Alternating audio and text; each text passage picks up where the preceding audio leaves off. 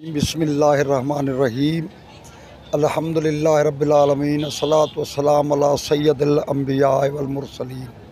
काबिल एहतराम उलमाए कराम, मोमिनीन कराम, अहले इस्लाम दोस्तन के दिल जे गहराइयुनि सां पाक मुस्तफ़ा जे आमद जूं लख मुबारकूं पेश था कयूं। साईं जन तमाम वज़ाहत कई पूरी दुनिया में असांजे उलमा ऐं क़ाइदीन जे सिर ते इहो सहरो आहे जन इत्तेहाद बैनुल मुस्लिमीन जो नारो हणी मुसलमाननि खे यकजा करणु, नफ़रतूं दूर करणु, मुहबतूं क़ाइमु करण जो पैगाम ॾिनो आहे ऐं इंशाअल्लाह उन में असां कामयाब थिया आहियूं।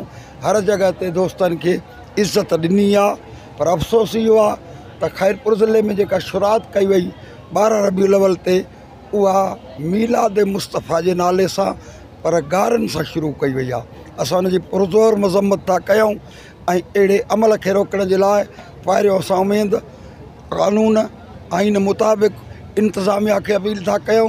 अगरि जेकॾहिं असांजो तदारक हिन दफ़े न थियो त हर दफ़े असांजे लाइ ईद मीलाद जे नाले ते गारियूं बर्दाश्त न कंदासीं। कोई बि ताक़तवर अहिड़ो ग्रुप कोन्हे जेको शिया क़ौम खे चैलेंज करे, उलमा जी तौहीन करे, क़ाइदे मोहतरम जे शान में गुस्ताखी करे, आयतुल्लाह ख़ुमैनी जे शान में गुस्ताखी करे।